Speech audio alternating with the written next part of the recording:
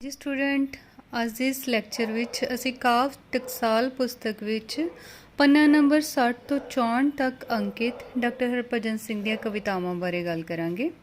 ਇਹਨਾਂ ਕਵਿਤਾਵਾਂ ਤੇ ਝਾਤ ਪਾਉਣ ਤੋਂ ਪਹਿਲਾਂ ਅਸੀਂ ਥੋੜੀ ਜਿਹੀ ਜਾਣਕਾਰੀ ਡਾਕਟਰ ਹਰਭਜਨ ਸਿੰਘ ਬਾਰੇ ਲੈ ਲਈਏ। ਡਾਕਟਰ ਹਰਭਜਨ ਸਿੰਘ ਪੰਜਾਬੀ ਸਾਹਿਤ ਜਗਤ ਦੀ ਅਸੀਮ ਸ਼ਖਸੀਅਤ ਹਨ। ਉਹ ਨਾ ਕੇਵਲ ਕਵੀ ਸਗੋਂ ਆਲੋਚਕ, ਸਾਂਸਕ੍ਰਿਤਿਕ ਟੀਕਾਕਾਰ ਅਤੇ ਅਨੁਵਾਦਕ ਵੀ ਸਨ। ਉਹਨਾਂ ਦਾ ਜਨਮ 1920 ਈਸਵੀ ਨੂੰ ਡਾਕਟਰ ਗੰਡਾ ਸਿੰਘ ਦੇ ਘਰ ਲਮਡਿੰਗ, ਅਸਾਮ ਵਿਖੇ ਹੋਇਆ, ਪਰ ਉਹਨਾਂ ਦਾ ਜੱਦੀ ਪਿੰਡ ਤਰਨਤਾਰਨ ਦੇ ਕੋਲ ਹੈ। ਡਾਕਟਰ ਹਰਭਜਨ ਸਿੰਘ ਨੇ ਉੱਚ ਸਿੱਖਿਆ ਕਾਲਜ ਜਾਏ ਬਿਨਾਂ ਹੀ ਹਾਸਲ ਕੀਤੀ। ਉਹਨਾਂ ਕੋਲ ਅੰਗਰੇਜ਼ੀ ਅਤੇ ਹਿੰਦੀ ਸਾਹਿਤ ਵਿੱਚ 2 ਡਿਗਰੀਆਂ ਸਨ ਜੋ ਦਿੱਲੀ ਯੂਨੀਵਰਸਿਟੀ ਤੋਂ ਪ੍ਰਾਪਤ ਕੀਤੀਆਂ। ਉਹਨਾਂ ਨੇ PhD ਦਾ ਥੀਸਿਸ ਗੁਰਮੁਖੀ ਲਿਪੀ ਵਿੱਚ ਹਿੰਦੀ ਕਵਿਤਾ ਬਾਰੇ ਵਿਚਾਰ ਵਿਮਰਸ਼ ਸੀ। ਡਾਕਟਰ ਹਰਭਜਨ ਸਿੰਘ ਦੀ ਕਵਿਤਾ ਪੰਜਾਬੀ ਕਾਵਿ ਚੇਤਨਾ ਦੀ ਬਹੁਤ ਵੱਡੀ ਪ੍ਰਾਪਤੀ ਹੈ। ਉਸ ਦਾ ਕਾਵਿ ਅਨੁਭਵ ਆਪਣੀਆਂ ਸੂਖਮ ਤਹਿਾਂ ਵਿੱਚ ਪੰਜਾਬ ਦੀ ਸਮੂਹਿਕ ਸ਼ਖਸੀਅਤ ਦੀ ਲੋਕ ਚੇਤਨਾ ਦੇ ਅਤੀ ਸੂਖਮ ਵਿਰੋਧਾਂ, ਸੁਪਨਿਆਂ, ਪੀੜਾਂ ਨੂੰ ਬੜੀ ਸ਼ਿੱਦਤ ਨਾਲ ਅਨੁਭਵ ਕਰਨ ਦੀ ਸਮਰੱਥਾ ਰੱਖਦਾ ਹੈ। ਜ਼ਿੰਦਗੀ ਦੇ ਰੰਗਾਂ ਨੂੰ ਆਪਣੀ ਸ਼ਾਇਰੀ ਵਿੱਚ ਉਹ ਇਸ ਤਰ੍ਹਾਂ ਰੰਗਦਾ ਹੈ ਕਿ ਦੋਹਾਂ ਵਿੱਚ ਫਰਕ ਮਿਟ ਜਾਂਦਾ ਹੈ। ਪੰਜਾਬੀ ਸਾਹਿਤਕ ਪੱਧਰ 'ਤੇ ਅੰਮ੍ਰਿਤਾ ਪ੍ਰੀਤਮ ਦੇ ਨਾਲ ਹਰਭਜਨ ਸਿੰਘ ਨੂੰ ਪੰਜਾਬੀ ਕਵਿਤਾ ਦੀ ਸ਼ੈਲੀ ਵਿੱਚ ਕ੍ਰਾਂਤੀ ਲਿਆਉਣ ਦਾ ਸਿਹਰਾ ਜਾਂਦਾ, ਯਾਨੀ ਕ੍ਰੈਡਿਟ ਜਾਂਦਾ। ਉਹਨਾਂ ਨੇ ਪੰਜਾਬੀ ਕਾਵਿ ਜਗਤ ਦੀ ਝੋਲੀ 17 ਕਾਵਿ ਸੰਗ੍ਰਹਿ ਪਾਏ। 1969 ਈਸਵੀ ਵਿੱਚ ਉਹਨਾਂ ਨੂੰ ਕਾਵਿ ਸੰਗ੍ਰਹਿ ਧੁੱਪੇ ਨਾ ਛਾਵੇਂ ਲਈ ਸਾਹਿਤ ਅਕਾਦਮੀ ਦਾ ਪੁਰਸਕਾਰ ਵੀ ਮਿਲਿਆ। ਹਰਭਜਨ ਸਿੰਘ ਦੀ ਸਾਹਿਤਕ ਰਚਨਾ ਦਾ ਸਭ ਤੋਂ ਮਹੱਤਵਪੂਰਨ ਪੱਖ ਉਹਨਾਂ ਦੀ ਵਿਹਾਰਕ ਸਮੀਖਿਆ ਹੈ। ਹਰਭਜਨ ਸਿੰਘ ਬਾਰੇ ਗੱਲਬਾਤ ਕਰਨ ਤੋਂ ਬਾਅਦ ਅਸੀਂ ਗੱਲ ਕਰਦੇ ਹਾਂ ਉਹਨਾਂ ਦੁਆਰਾ ਰਚਿਤ ਕਵਿਤਾ ਭਰੀ ਸੁਗੰਧੀਆਂ ਪੌਣ ਬਾਰੇ। ਇਹ ਕਵਿਤਾ ਇੱਕ ਗੀਤ ਹੈ ਜੋ ਇੱਕ ਅਲੜ ਮੁਟਿਆਰ ਦੇ ਹੁਸੀਨ ਸੁਪਨਿਆਂ ਨੂੰ ਬੜੀ ਸ਼ਿੱਦਤ ਤੇ ਸਮਰੱਥਾ ਨਾਲ ਪੇਸ਼ ਕਰਦਾ ਹੈ।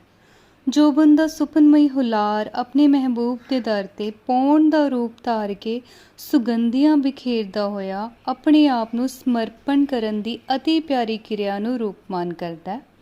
ਵਲਵਲਿਆਂ ਦਾ ਸੁਰਮਈ ਰੰਗ ਜਦੋਂ ਆਸ ਉਮੀਦ ਦੀਆਂ ਕਣੀਆਂ ਦੀ ਠੰਡੀ ਮਿੱਠੀ ਫੁਹਾਰ ਵਿੱਚ ਬਦਲਦਾ ਤਾਂ ਮਨ ਦੇ ਅੰਮ੍ਰਿਤ 'ਤੇ ਪਈ ਸਤਰੰਗੀ ਪੀਂਘ ਦੇ ਝੂਟੇ ਕਿਸੇ ਅਣਡਿੱਠੇ ਰਮਣੀਕ ਮਾਹੌਲ ਵਿੱਚ ਲੈ ਜਾਂਦੇ ਹਨ।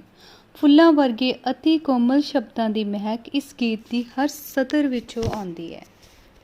ਵੀ ਮੈਂ ਭਰੀ ਸੁਗੰਧੀਆਂ ਪੌਣ ਸੱਜਣ ਤੇਰੇ ਬੂਹੇ, ਵੇ ਤੂੰ ਇੱਕ ਵਾਰੀ ਤੱਕ ਲੈ ਕੌਣ ਸੱਜਣ ਤੇਰੇ ਬੂਹੇ। ਮੇਰੀ ਕਚੜੀ ਪਹਿਲ ਵਰੇਸ ਸੰਗ ਤੇਰਾ ਚਾਹੇ, ਮੇਰੇ ਸੁਚੜੇ ਸੁਚੜੇ ਅੰਗ ਕੇਸ ਅਣਵਾਹੇ। ਹਿੱਕ ਤੁਖੇ ਪਹਿਲੜੀ ਰੀਚ ਵੇਸ ਮੇਰੇ ਸੂਹੇ, ਮੇਰੀ ਸੁਫਨੇ ਵਰਗੀ ਜਿੰਦ ਆਸ ਜਈ ਸੋਹਣੀ। ਵੀ ਮੈਂ ਉਹ ਸਰਾਈਆਂ ਨਾਉ ਜਿਹਦਾ ਹੋਣੀ। ਮੈਨੂੰ ਭਲਕੇ ਦੀ ਪ੍ਰਭਾਤ ਸੱਜਣ ਅੱਜ ਛੂਏ, ਮੈਂ ਖੜੀ ਸੱਜਣ ਤੇਰੇ ਦੁਆਰ ਝੋਲ ਤਕਦੀਰਾਂ। ਮੇਰੀ ਰੁੱਸ ਨਾ ਜਾਏ ਸੁਗੰਧ ਉਡੀਕ ਅਖੀਰਾਂ। ਕਹੀ ਤਤੜੀ ਤਤੜੀ ਵਾਹ ਮੇਰਾ ਤਨ ਲੂਹੇ, ਵੀ ਮੈਂ ਭਰੀ ਸੁਗੰਧੀਆਂ ਪੌਣ ਸੱਜਣ ਤੇਰੇ ਬੂਹੇ। ਵੀ ਮੈਂ ਤੂੰ ਇੱਕ ਵਾਰੀ ਤੱਕ ਲੈ ਕੌਣ ਸੱਜਣ ਤੇਰੇ ਬੂਹੇ। ਇਸ ਕਵਿਤਾ ਵਿੱਚ ਵੀ ਮੈਂ ਭਰੀ ਸੁਗੰਧੀਆਂ ਪੌਣ ਸੱਜਣ ਤੇਰੇ ਬੂਹੇ, ਵੀ ਤੂੰ ਇੱਕ ਵਾਰੀ ਤੱਕ ਲੈ ਕੌਣ ਸੱਜਣ ਤੇਰੇ ਬੂਹੇ। ਇਹ ਕਵਿਤਾ ਵਿੱਚ ਇੱਕ ਅਲੜ ਮੁਟਿਆਰ ਜੋ ਆਪਣੀ ਜਵਾਨੀ ਦੇ ਪਹਿਲੇ ਪਹਿਰ ਨੂੰ ਮਾਣ ਰਹੀ ਹੈ। ਇਸ ਪਹਿਰ ਦੌਰਾਨ ਉਸਦੇ ਮਨ ਅੰਦਰ ਜੋ ਵਲਵਲੇ, ਜੋ ਭਾਵਨਾਵਾਂ ਉਤਪੰਨ ਹੁੰਦੀਆਂ ਨੇ, ਉਹਨਾਂ ਨੂੰ ਉਹ ਆਪਣੇ ਮਹਿਬੂਬ ਯਾਨੀ ਸੱਜਣ ਅੱਗੇ ਪ੍ਰਗਟਾਉਣ ਦਾ ਹੌਸਲਾ ਕਰਦੀ ਹੈ।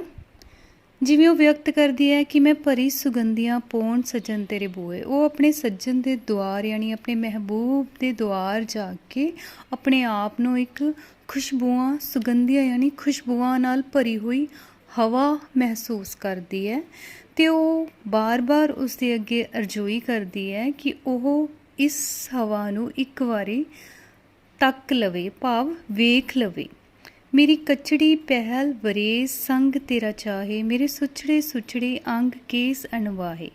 ਕਚੜੀ ਪਹਿਲ ਵਰੇਸ ਯਾਨੀ ਉਹਦੀ ਜਵਾਨੀ ਜਿਹੜੀ ਆ, ਉਹਦੀ ਜਵਾਨੀ ਦਾ ਜਿਹੜਾ ਪਹਿਲਾ ਪਹਿਰ ਆ,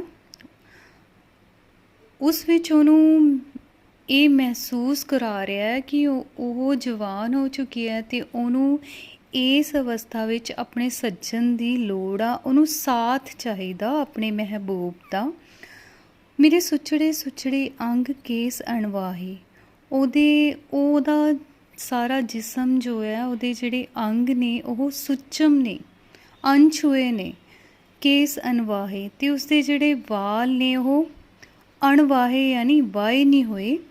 ਹਿੱਕ ਤੁਖੇ ਪੈਲੜੀ ਰੀਚ ਵੇਸ ਮੇਰੇ ਸੂਹੇ, ਅਤੇ ਉਸਨੇ ਵੇਸ ਯਾਨੀ ਉਸਨੇ ਜੋ ਉਸਦੇ ਜਿਹੜੇ ਕੱਪੜੇ ਨੇ ਜਾਂ ਉਸਦਾ ਜੋ ਪਹਿਰਾਵਾ ਹੈ ਉਹ ਸੂਹੇ ਰੰਗ ਦਾ ਹੈ, ਭਾਵ ਲਾਲ ਹੈ, ਅਤੇ ਉਸਦੀ ਹਿੱਕ ਵਿੱਚ ਉਸਦੇ ਜਿਹੜੇ ਭਾਵ ਨੇ, ਉਸਦੇ ਜਿਹੜੇ ਅਰਮਾਨ ਨੇ ਉਹ ਟੁੱਖ ਰਹੇ ਨੇ, ਬਾਰ-ਬਾਰ ਉਹਨੂੰ ਉਕਸਾਉਂਦੇ ਨੇ, ਰਿਲਾਈਜ਼ ਕਰਾਉਂਦੇ ਨੇ ਕਿ ਉਸਨੂੰ ਆਪਣਾ ਜਿਹੜਾ ਸੱਜਣ ਆ ਉਹ ਚਾਹੀਦਾ।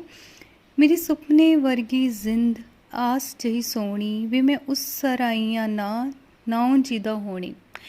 ਇਹਨਾਂ ਕਾਵ ਸਤਰਾਂ ਵਿੱਚ ਉਹ ਕਵੀ ਯਾਨੀ ਇਸਤਰੀ ਦੇ ਭਾਵ ਵਿੱਚ ਇਸਤਰੀ ਦੀ ਅਵਸਥਾ ਨੂੰ ਬਿਆਨ ਕਰਦਾ। ਕਿਹੜੀ ਇਸਤਰੀ? ਜੋ ਜਵਾਨੀ ਦੀ ਪਹਿਲੀ ਪਹਿਰ ਨੂੰ ਮਾਣ ਰਹੀ ਹੈ।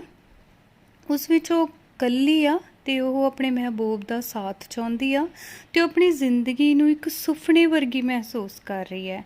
ਇਸ ਸੁਪਨੇ ਵਰਗੀ ਜ਼ਿੰਦਗੀ ਵਿੱਚ ਉਹਦੇ ਕੋਲ ਇੱਕ ਸੋਹਣੀ ਜਿਹੀ ਆਸ ਹੈ, ਅਤੇ ਇਹ ਸਾਰਾ ਕੁਝ ਉਹਨੂੰ ਪਤਾ ਕਿ ਇਹ ਜਿਹੜਾ ਸਾਰਾ ਕੁਝ ਉਹ ਮਹਿਸੂਸ ਕਰ ਰਹੀ ਹੈ, ਇਸ ਸਾਰੇ ਕਾਸੇ ਨੂੰ ਮਹਿਸੂਸ ਕਰਨ ਲਈ ਉਹਨੂੰ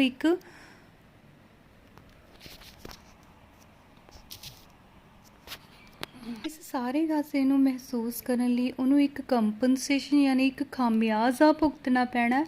ਕਿਸ ਕਿਸਮ ਦਾ ਖਾਮਿਆਜ਼ਾ? ਕਿ ਜਿਹੜਾ ਸਾਡਾ ਸਮਾਜ ਹੈ, ਜਿਹੜੇ ਸਾਡੇ ਸਮਾਜਿਕ ਬੰਧਨ ਨੇ, ਸਾਡੇ ਸਿਧਾਂਤ ਨੇ, ਉਹ ਉਸ ਇਸਤਰੀ ਨੂੰ ਇਹ ਕੁਝ ਕਰਨ ਲਈ, ਭਾਵ ਉਹਨੂੰ ਆਪਣੇ ਜਿਹੜੇ ਭਾਵ ਨੇ ਉਹ ਇਸ ਕਿਸਮ ਦੇ ਭਾਵ ਪ੍ਰਗਟਾਉਣ ਦੀ ਇਜਾਜ਼ਤ ਨਹੀਂ ਦਿੰਦਾ।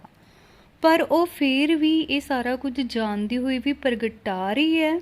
ਉਹ ਆਪਣੇ ਜਿਹੜੇ ਅਰਮਾਨ ਨੇ ਉਹਨਾਂ ਨੂੰ ਜ਼ੁਬਾਨ ਦੇ ਰਹੀ ਹੈ, ਅਤੇ ਕਹਿ ਲਓ ਬਿਨਾਂ ਲੱਜਾ ਤੋਂ ਆਪਣੀਆਂ ਭਾਵਨਾਵਾਂ ਨੂੰ ਆਪਣੇ ਸੱਜਣ ਅੱਗੇ ਪ੍ਰਗਟ ਕਰ ਰਹੀ ਆ। ਇੱਕ ਕੁੜੀ ਹੁੰਦੇ ਹੋਏ ਵੀ ਤਾਂ ਉਹਨੂੰ ਪਤਾ ਹੈ ਕਿ ਇਸ ਸਾਰੇ ਦਾ ਖਾਮਿਆਜ਼ਾ ਉਹਨੂੰ ਜ਼ਿੰਦਗੀ ਦੇ ਕੇ ਭੁਗਤਣਾ ਪੈ ਸਕਦਾ ਹੈ, ਕਿਉਂਕਿ ਇਹ ਸਾਡੀਆਂ ਸਮਾਜਿਕ ਰੋਹ ਰੀਤਾਂ ਦੇ ਖਿਲਾਫ ਆ ਕਿ ਇੱਕ ਔਰਤ ਆਪਣੇ ਅਜਿਹੇ ਭਾਵਾਂ ਨੂੰ ਬਿਆਨ ਨਹੀਂ ਕਰ ਸਕਦੀ। ਮੈਂ ਖੜੀ ਸੱਜਣ ਤੇਰੇ ਦੁਆਰ ਝੋਲ, ਹਾਂ ਮੈਂ ਉਹ ਆਈਆਂ ਨਾਉ ਜਿਹਦਾ ਹੋਣੀ ਕੀ ਆ? ਜਿਹਨੇ ਵਾਪਰਨਾ, ਭਾਵ ਹੋ ਕੇ ਰਹਿਣਾ। ਜੋ ਚੀਜ਼ ਟਾਲੀ ਨਹੀਂ ਜਾ ਸਕਦੀ, ਹੋ ਕੇ ਰਹਿੰਦੀ ਆ।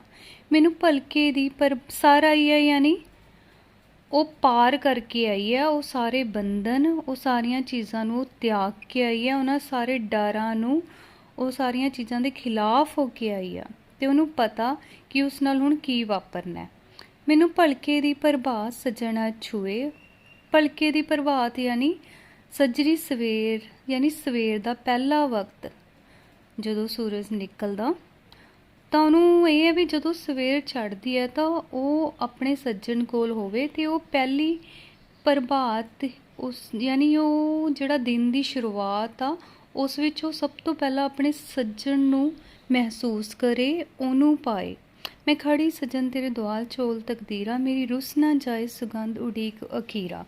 ਉਹ ਬਾਰ-ਬਾਰ ਉਹਨੂੰ ਅਰਜ਼ੋਈ ਕਰ ਰਹੀ ਆ, ਉਹਨੂੰ ਬਾਰ-ਬਾਰ ਅਹਿਸਾਸ ਕਰਾਉਂਦੀ ਆ ਵੀ ਉਹ ਤਕਦੀਰਾਂ ਦੀ ਝੋਲੀ ਉਹਦੇ ਸਾਹਮਣੇ ਅੱਡਦੀ ਹੋਈ ਉਹਦੇ ਅੱਗੇ ਦੁਆਵਾਂ ਕਰ ਰਹੀ ਹੈ ਕਿ ਕਿਤੇ ਉਹ ਦੇਰੀ ਨਾ ਕਰਦੇ। ਉਹਦੇ ਦੇਰੀ ਕਰਨ ਨਾਲ ਜਿਹੜੀਆਂ ਉਹਦੇ ਵਿੱਚ ਇਹ ਸੁਗੰਧੀਆਂ ਭਰੀਆਂ ਹੋਈਆਂ ਨੇ ਇਹ ਰੁੱਸ ਨਾ ਜਾਣ, ਭਾਵ ਉਹ ਉਡੀਕਦੀ ਆਖਿਰ ਉਹਦਾ ਜਿਹੜਾ ਜਵਾਨੀ ਦਾ ਪਹਿਰ ਆ ਉਹ ਖਤਮ ਨਾ ਹੋ ਜਾਏ, ਉਸ ਵਿੱਚੋਂ ਜਿਹੜੀਆਂ ਇਹ ਸੁਗੰਧੀਆਂ ਨੇ ਇਹ ਖਤਮ ਨਾ ਹੋ ਜਾਣ, ਮੁਰਝਾ ਨਾ ਜਾਣ। ਕਹੀ ਤਤੜੀ ਵਾਹ ਮੇਰਾ ਮਨ ਲੋਹੇ, ਮੈਂ ਭਰੀ ਸੁਗੰਧੀਆਂ ਪਾਉਣ। ਹੁਣ ਜਿਹੜੀ ਸਮਾਜਿਕ ਬੰਧਨ ਨੇ ਉਹ ਇੱਕ ਤਤੜੀ ਵਾਹ ਯਾਨੀ ਗਰਮ ਹਵਾ, ਜਦੋਂ ਘੋਰ ਗਰਮੀ ਦੀ ਰੁੱਤ ਹੁੰਦੀ ਆ ਉਸ ਟਾਈਮ ਜਿਹੜਾ ਲੂ ਵਗਦਾ ਉਹ ਸਾਡੇ ਜਿਸਮ ਨੂੰ ਚੀਰਦਾ, ਤਾਂ ਉਹਨੂੰ ਵੀ ਇਸ ਟਾਈਮ ਉਵੇਂ ਦਾ ਮਹਿਸੂਸ ਹੋ ਰਿਹਾ ਵੀ ਜਿਹੜੀ ਤੱਤੀ ਹਵਾ ਚੱਲ ਰਹੀ ਹੈ ਉਹਦੇ ਤਨ ਨੂੰ ਲੂ ਰਹੀ ਹੈ, ਸਾੜ ਰਹੀ ਹੈ। ਵੇ ਮੈਂ ਭਰੀ ਸੁਗੰਧੀਆਂ ਪੌਣ ਸੱਜਣ ਤੇਰੇ ਬੂਹੇ, ਵੇ ਤੂੰ ਇੱਕ ਵਾਰੀ ਤੱਕ ਲੈ ਸੋ ਕੌਣ ਸੱਜਣ ਤੇਰੇ ਬੂਹੇ। ਉਹ ਕਈ ਤਰੀਕਿਆਂ ਨਾਲ ਆਪਣੀ ਜਿਹੜੀ ਅਵਸਥਾ ਹੈ, ਆਪਣੀ ਜਿਹੜੀ ਮਨੋ ਅਵਸਥਾ ਹੈ, ਉਸਨੂੰ ਆਪਣੇ ਮਹਿਬੂਬ ਅੱਗੇ ਬਿਆਨ ਕਰ ਰਹੀ ਹੈ।